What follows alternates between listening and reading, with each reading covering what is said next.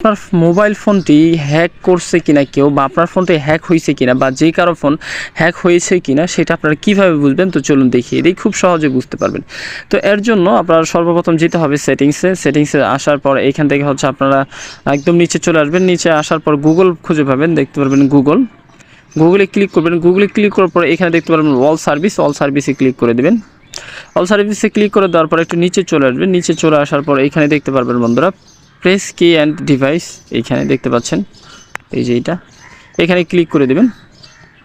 তো এখানে ক্লিক করে দেওয়ার পর দেখতে পাচ্ছেন নো কানেক্টেড ডিভাইস। আপনার যদি হ্যাক হইতো এখানে কিন্তু ডিভাইস 1 2 3 বা ডিভাইস দেখাইতো, শু করতো। তো আমারটা এখানে কোনো প্রকার হ্যাক হয় নাই বা কেউ কানেক্ট করে নাই, এই জন্য নো দেখাচ্ছে। তো বন্ধুরা এখানে যদি কোনো প্রকার ডিভাইস অ্যাড থাকে তাহলে সেটা আপনারা ডিলিট করে দেবেন, এবং আপনার সাথে সাথে জিমেইলের পাসওয়ার্ডটা চেষ্টা করবেন চেঞ্জ করার জন্য, এবং অবশ্যই জিমেইলে 2 ফ্যাক্টর যেটা আছে এটা চালু করে দেবেন। তো বন্ধুরা এই ছিল আজকের ভিডিও। এরকমই সব গুরুত্বপূর্ণ ভিডিও পাওয়ার জন্য অবশ্যই ভিডিওটা ভালো লাগলে চ্যানেলটা সাবস্ক্রাইব এবং ফেসবুক পেজে ফলো করে সাথেই থাকুন। ধন্যবাদ সবাইকে।